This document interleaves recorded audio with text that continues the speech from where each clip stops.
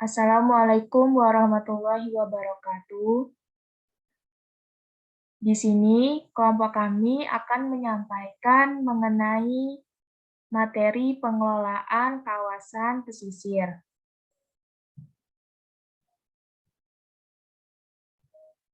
Yang beranggotakan saya sendiri, Sinta Aulia Adesta, dan Wulan Rahma Prastiwi. Materi yang pertama yaitu mengenai konsep pengelolaan kawasan pesisir terpadu. Pengelolaan wilayah pesisir terpadu berkelanjutan sudah tentu menjadi hal yang harus dicapai mengingat peran penting wilayah ini. Pemanfaatan yang tidak berkelanjutan tentu akan menghilangkan manfaat wilayah tersebut, yang apabila telah mencapai kerusakan permanen, maka tidak hanya manfaat ekonomi ataupun sosialnya saja yang hilang, tetapi juga manfaat ekologinya. Terjadi kegiatan pembangunan yang menyebabkan penyimpangan dalam pemanfaatan ruang pesisir dan aktivitas manusia merusak ekosistem wilayah pesisir tidaklah lepas dari kebijakan-kebijakan publik yang ada. Pengelolaan wilayah pesisir secara terpadu memiliki pengertian bahwa pengelolaan sumber daya alam dan jasa-jasa lingkungan pesisir dilakukan melalui penilaian menyeluruh, menentukan tujuan dan sasaran pemanfaatan, dan kemudian merencanakan serta mengelola segenap kegiatan pemanfaatannya. Konsep pengelolaan kawasan pesisir terpadu. Pengelolaan sumber daya pesisir terpadu menghendaki adanya keberlanjutan dalam pemanfaatan sumber daya pesisir sebagai kawasan yang dimanfaatkan untuk berbagai sektor pembangunan. Wilayah pesisir memiliki kompleksitas isu, permasalahan, peluang, dan tantangan. Terdapat beberapa dasar hukum pengelolaan wilayah pesisir, yaitu yang pertama, Undang-Undang Nomor 5 Tahun 1990 tentang konservasi sumber daya alam dan ekosistemnya. Yang kedua, yaitu Undang-Undang Nomor 24 Tahun 1992 tentang penataan ruang. Yang ketiga, Undang-Undang Nomor 23 Tahun 1907 tentang pengelolaan lingkungan hidup. Yang keempat, Undang-Undang Nomor 22 Tahun 1999 tentang pemerintahan daerah. Yang kelima, yaitu PP Nomor 69 Tahun 1996 tentang pelaksanaan hak dan kewajiban serta bentuk dan tata cara peran serta masyarakat dalam penataan ruang. Yang keenam, Keputusan Presiden Republik Indonesia Nomor 32 Tahun 1990 tentang pengelolaan kawasan lindung. Yang ketujuh, Permendagri Nomor 8 Tahun 1998 tentang penyelenggaraan penataan ruang di daerah. Yang kedelapan, berbagai peraturan daerah yang relevan. Pemanfaatan sumber daya pesisir dan laut yang tidak memenuhi kaidah-kaidah pembangunan yang berkelanjutan secara signifikan mempengaruhi ekosistemnya.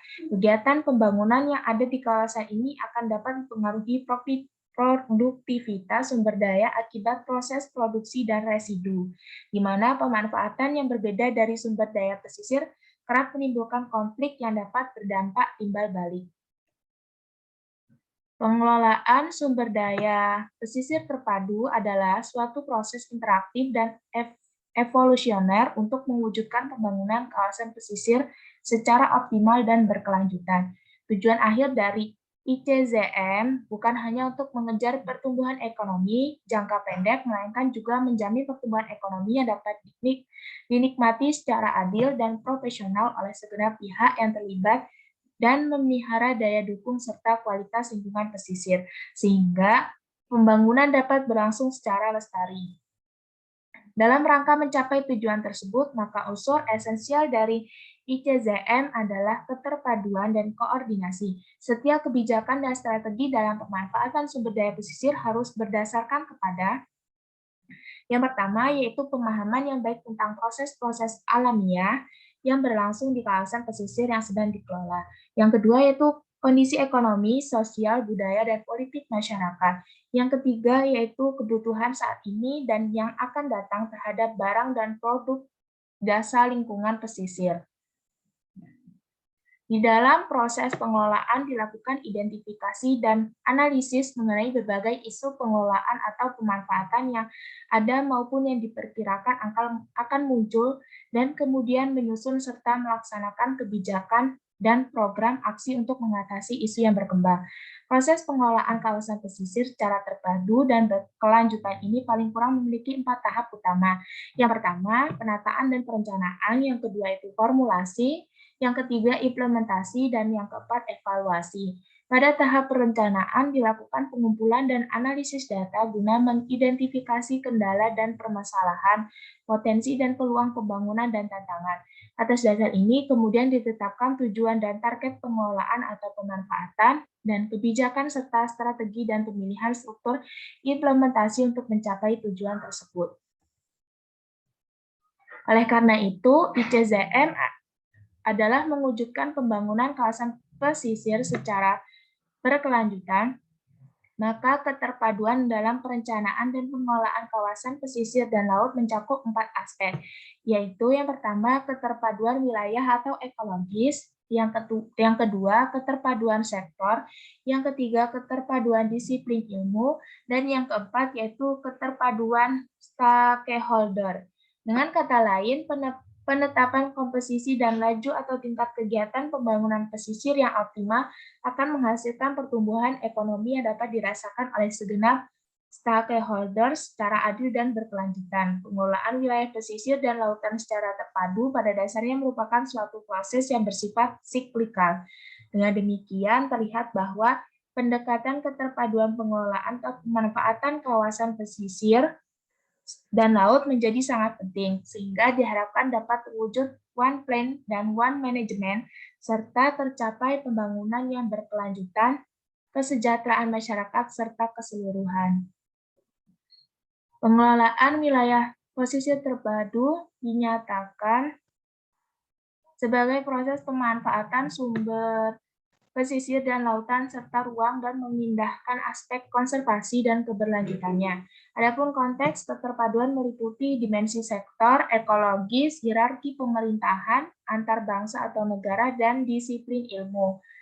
Pengelolaan wilayah pesisir secara terpadu penting dilakukan mengingat banyaknya kegiatan-kegiatan yang dapat diimplementasikan, sehingga perlu dirumuskan suatu konsep penataan ruang, serta berbagai pilihan objek pembangunan yang serasi. Dalam konteks ini, maka keterpaduan pengelolaan wilayah pesisir sekurangnya mengandung 3 dimensi, yaitu sektoral, bidang ilmu keterkaitan, ekologis. Selanjutnya, konsep pengelolaan kawasan pesisir terpadu. Salah satunya yaitu pengelolaan kawasan pesisir secara terpadu dan berkelanjutan berbasis masyarakat. Menurut Sain dan Kranz, pengelolaan pesisir terpadu adalah proses yang dinamis yang berjalan secara terus-menerus dalam keputusan-keputusan tentang pemanfaatan, pembangunan, dan perlindungan wilayah dan sumber daya pesisir lautan. Bagian penting dalam pengelolaan terpadu adalah perancangan proses kelembagaan untuk mencapai harmonisasi dalam cara yang dapat diterima secara politis.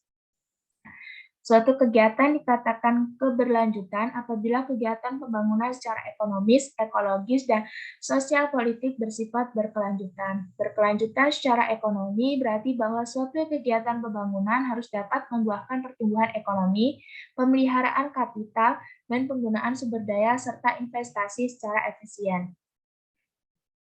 Kemudian, berkelanjutan secara ekologis mengandung arti bahwa kegiatan yang dimaksud harus dapat mempertahankan integritas ekosistem, memelihara daya dukung lingkungan, dan konservasi sumber daya alam termasuk keanekaragaman hayati, sehingga diharapkan pemanfaatan sumber daya dapat berkelanjutan.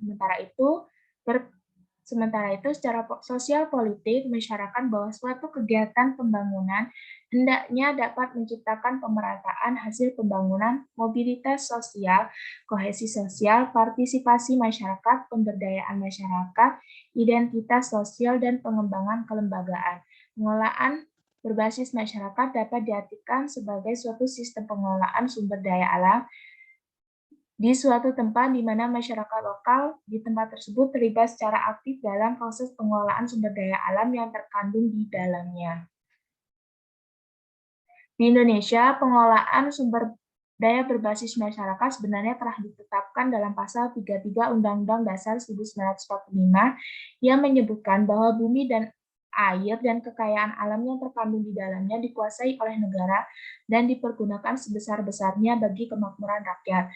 Ketentuan tersebut secara tegas menginginkan agar pelaksanaan penguasaan negara atas sumber daya alam, khususnya sumber daya pesisir dan lautan, diarahkan kepada tercapainya manfaat yang sebesar-besarnya bagi kemakmuran rakyat banyak, dan juga harus mampu mewujudkan keadilan dan pemerataan sekaligus memperbaiki kehidupan masyarakat pesisir serta memajukan desa-desa pantai. Selanjutnya yaitu mengenai kewenangan daerah di bidang kelautan. Luas wilayah pesisir Indonesia 2/3 dari luas daratan dan garis pantainya 95.000 kilometer atau terpanjang kedua di dunia. Pada masa Orde Baru, pengaturan wilayah pesisir dan laut lebih banyak dilakukan oleh pemerintah pusat. Hal ini dapat dilihat pada Undang-Undang Nomor 24 Tahun 1992 tentang penataan ruang, kemudian pasal 9 ayat 2 di mana dinyatakan bahwa wilayah lautan, wilayah udara diatur secara terpusat menurut undang-undang. Namun di masa reformasi dengan kelahiran Undang-Undang Nomor 22 Tahun 1999 tentang pemerintahan daerah, kabupaten yang memiliki kewenangan mengatur wilayah perairan yang ada di wilayahnya sejauh 4 mil dari garis pantai.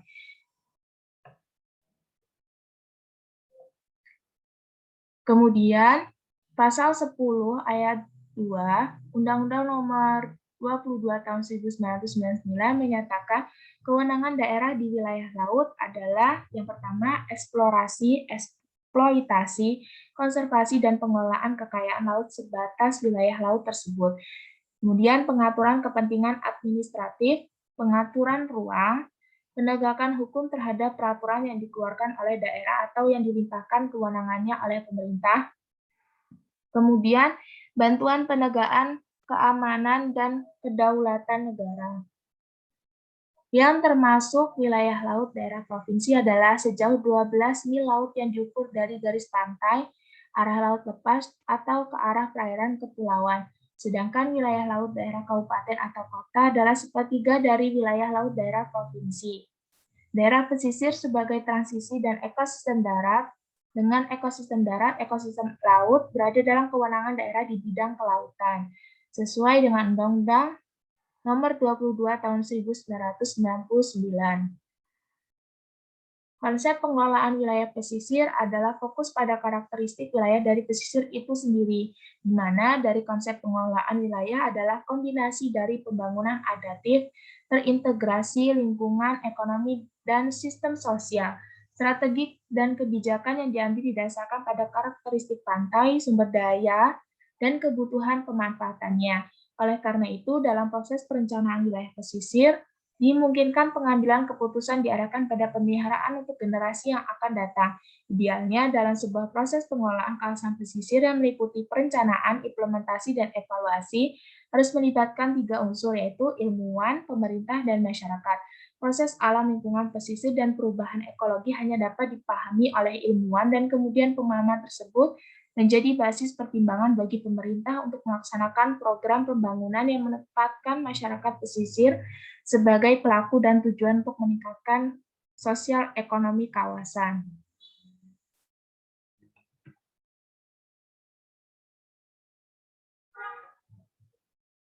Baiklah, selanjutnya materinya akan dibacakan oleh Wulan. Kepada Wulan dipersilahkan. Baiklah, terima kasih kepada Sinta. Di sini terdapat dampak kegiatan masyarakat di kawasan pesisir terhadap ekosistem pesisir. Menurut Dahuri, terdapat 4 dampak perubahan ekosistem pesisir. Yang pertama yaitu kerusakan fisik habitat ekosistem pesisir. Kerusakan fisik habitat ini umumnya terjadi pada ekosistem mangrove, terumbu karang, dan rumput laut. Terumbu karang di Indonesia yang masih berada dalam kondisi sangat baik hanya 6,20%, kondisi rusak 41,78%, kondisi sedang 28,30%, dan kondisi baik 23,72%. Kerusakan terumbu karang umumnya disebabkan oleh kegiatan-kegiatan perikanan yang bersifat destruktif seperti penggunaan bahan peledak dan beracun, penambangan karang, reklamasi pantai, pariwisata, dan sedimentasi akibat erosi dan dari lahan atas. Berikut merupakan gambar dari salah satu menggunakan bahan peledak. Slide selanjutnya. Yang kedua yaitu overeksploitasi sumber daya hayati laut. Meskipun secara agregat sumber daya perikanan laut baru dimanfaatkan sekitar 58,5% dari total potensi lestarinya. Namun, di beberapa kawasan perairan, beberapa stok sumber daya perikanan telah mengalami kondisi tangkap lebih yaitu OPA atau overfishing seperti di perairan Selat Malaka, yaitu sekitar 112,38%, Laut Jawa 88,98%, dan Selat Makassar serta Laut Flores sekitar 66,70%. Berikut merupakan salah satu peristiwa dari penangkapan besar-besaran. Selanjutnya, yang ketiga yaitu pencemaran. Jadi tingkat pencemaran di beberapa kawasan pesisir dan lautan di Indonesia pada saat ini telah berada pada kondisi yang sangat memprihatinkan. Kawasannya termasuk dalam kategori dengan tingkat pencemaran tinggi adalah Provinsi Jawa Barat, Jawa Timur, DKI Jakarta, Jawa Tengah, Sumatera Utara, Sumatera Selatan, Kalimantan Timur, Riau, Lampung, dan Sulawesi Selatan. Kawasannya termasuk kategori tingkat pencemaran rendah adalah Irian Jaya, Sulawesi Tengah, Sulawesi Tenggara, Bengkulu, dan Nusa Tenggara Timur. Sumber utama pencemaran pesisir dan lautan itu terdiri dari 3 jenis kegiatan di daratan, yaitu kegiatan industri, kegiatan rumah tangga, dan kegiatan pertanian. Sedangkan sumber daya pencemaran yang berasal dari berbagai kegiatan di laut itu meliputi perhubungan laut dan kapal pengangkut minyak, kegiatan pertambangan, dan energi lepas pantai. Berikut merupakan salah satu gambar faktor pencemaran dari limbah rumah tangga di ekosistem pesisir. Selanjutnya, lalu yang keempat itu konflik pemanfaatan ruang. Jadi ketidakterpaduan berbagai kegiatan pemanfaatan ruang di wilayah pesisir dalam memanfaatkan sumber daya wilayah pesisir telah memicu konflik kepentingan sektor swasta dan masyarakat. Penyebab utamanya itu adalah adanya aturan yang jelas baik dari segi hukum maupun substansi mengenai penataan ruang wilayah pesisir dan lautan. Kegiatan yang tidak terpadu itu selain kurang bersinergi juga sering saling mengganggu dan merugikan antar kepentingan seperti kegiatan industri yang polutif dengan kegiatan perikanan yang berdampingan. Permasalahan lain juga itu terdapat permasalahan klasik yaitu meliputi keterbatasan sumber daya dana pembangunan, rendahnya kualitas sumber daya manusia, kemiskinan masyarakat pesisir, kurangnya koordinasi antar pelaku pembangunan, dan lemahnya penegakan hukum. Berikut merupakan salah satu limbah industri yang mencemari dari ekosistem pesisir. Lalu selanjutnya yaitu efektivitas kebijakan pengelolaan kawasan pesisir, yaitu pertama konsep pengelolaan ekosistem pesisir itu memiliki nilai strategis bagi pengembangan ekonomi nasional dan peningkatan kesejahteraan masyarakat dan sekaligus merupakan nilai yang sangat rentan terhadap kerusakan dan perusakan. Oleh sebab itu, diperlukan pengelolaan yang bijaksana dengan menempatkan kepentingan ekonomi secara proporsional dengan kepentingan lingkungan baik dalam jangka pendek maupun jangka panjang. Lalu itu ada satu pengelolaan pesisir terpadu. Selanjutnya, jadi pesisir terpadu atau P2T adalah proses yang dinamis yang berjalan secara terus-menerus dalam membuat keputusan-keputusan tentang pemanfaatan, pembangunan, dan perlindungan wilayah dan sumber daya pesisir dan lautan. Bagian penting dalam pengelolaan terpadu adalah perancangan proses kelembagaan, yaitu untuk mencapai harmonisasi dalam cara yang dapat diterima secara politis. Pemerintah Indonesia melalui Departemen Kelautan dan Perikanan telah menerbitkan surat keputusan Menteri Kelautan dan Perikanan nomor 10 tahun 2003 tentang panduan perencanaan pengelolaan pesisir secara terpadu. Tujuannya tuh penertibatan panduan ini untuk Satu, yaitu menyediakan panduan bagi pemerintah provinsi, kabupaten, atau kota, pihak swasta, maupun masyarakat dalam perencanaan pengelolaan wilayah pesisir secara terpadu. Dua, memfasilitasi pihak-pihak yang terkait dalam mengikuti proses dan tahapan perencanaan pengelolaan pesisir secara terpadu sesuai dengan kondisi ekologi, sosial, dan ekonomi masyarakat di wilayah pesisir yang terkait. Lalu yang ketiga, melakukan standarisasi mekanisme perencanaan pengelolaan wilayah pesisir secara terpadu. Sedangkan target yang diharapkan akan tercapai dari penyusunan panduan ini yaitu adalah satu, integrasi perencanaan pengelolaan pesisir dari seluruh pihak yang terkait, formulasi kebijakan pengelolaan wilayah pesisir dan laut, dan seperangkat program prioritas dalam pemanfaatan sumber daya pesisir dan laut, tersusunnya dokumen pengelolaan wilayah pesisir dan laut secara terpadu di seluruh level pemerintah baik provinsi dan kabupaten atau kota yang memiliki wilayah pesisir.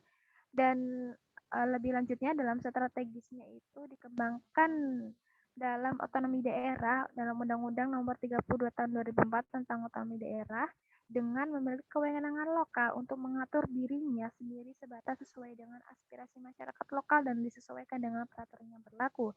Selain itu disebutkan kewenangan pengelolaan wilayah laut bagi provinsi yaitu sepanjang 12 mil dari garis pantai dan bagi pemerintah kabupaten atau kota adalah sepertiga dari kawasan pengelolaan provinsi atau sepanjang 4 mil. Lalu yang kedua, pengelolaan pesisir secara berkelanjutan. Pembangunan berkelanjutan itu sangat memperhatikan kualitas hidup manusia pada masa sekarang dan masa yang akan datang. Termasuk di dalamnya adalah sarana pendidikan masyarakat, pesisir, penyediaan fasilitas kesehatan dan sanitasi yang memadai, serta mitigasi bencana. Konsep pengelolaan pesisir ini secara berkelanjutan idealnya berfokus pada karakteristik ekosistem besar yang bersangkutan yang dikelola dengan memperhatikan aspek parameter lingkungan, konservasi, dan kualitas hidup masyarakat yang selanjutnya akan diidentifikasi secara komprehensif yang terpadu melalui kerjasama masyarakat, ilmuwan, dan pemerintah untuk menemukan strategi pengelolaan pesisir yang tepat. Selanjutnya, suatu kegiatan itu dapat dikatakan keberlanjutan apabila kegiatan pembangunan secara ekonomis, ekologis, dan sosial politik itu bersifat berkelanjutan. Jadi berarti bahwa kegiatan pembangunan itu harus dapat membuahkan pertumbuhan ekonomi, pemeliharaan kapital, dan penggunaan sumber daya serta investasi secara efisien.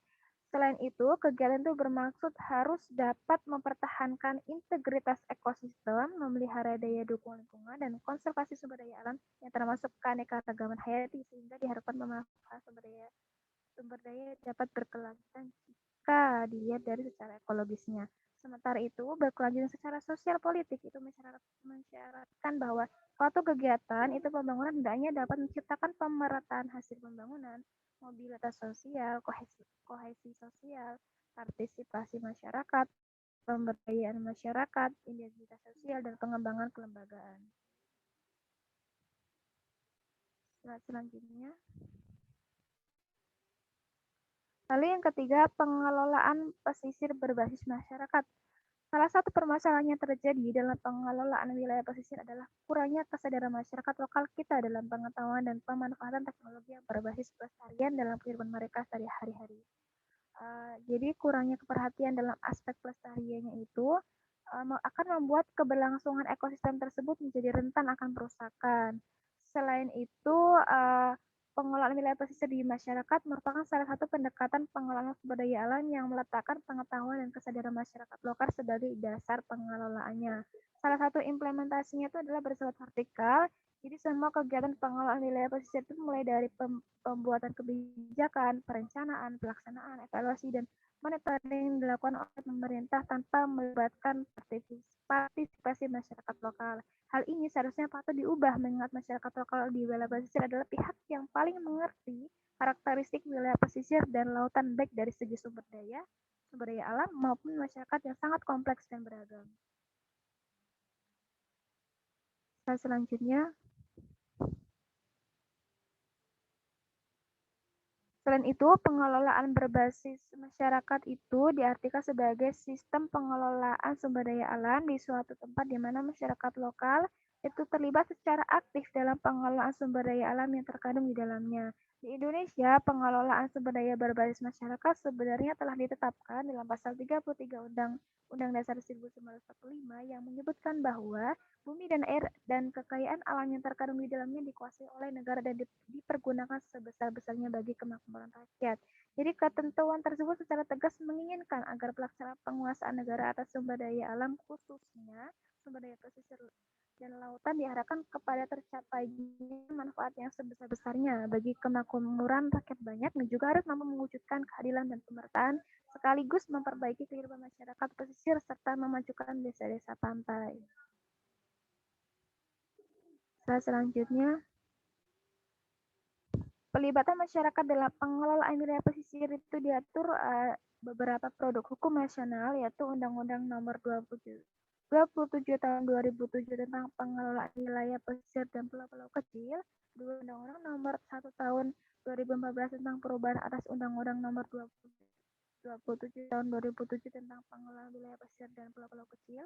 Yang ketiga, Peraturan Menteri Kelautan dan Perikanan Nomor 40, Permen KP 2014 tentang peran serta dan pemberdayaan masyarakat dalam pengelolaan wilayah pesisir dan pulau-pulau kecil. Lalu yang keempat, Peraturan Menteri Kelautan dan Perikanan Nomor 23, Permen KP tahun 2016 tentang perencanaan pengelolaan wilayah pesisir dan pulau-pulau kecil. Selanjutnya,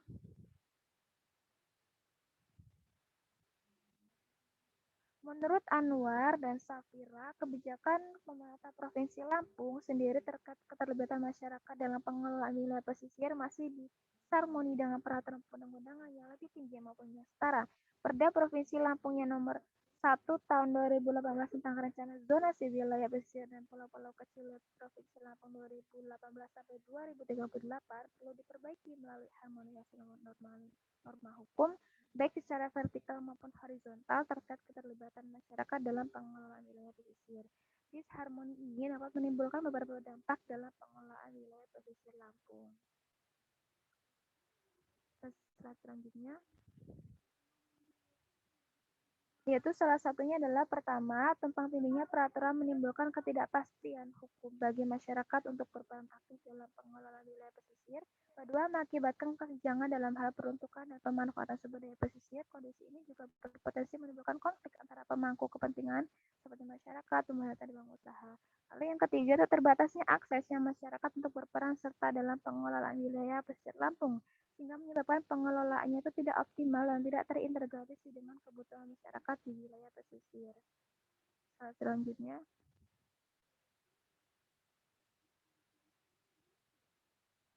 berikut merupakan daftar pustaka dari kami mengenai pengelolaan kawasan pesisir. Mungkin dari kami cukup. Apabila kami ada perkataan yang salah, kami mohon maaf. Kami akhiri. Wassalamualaikum warahmatullahi wabarakatuh.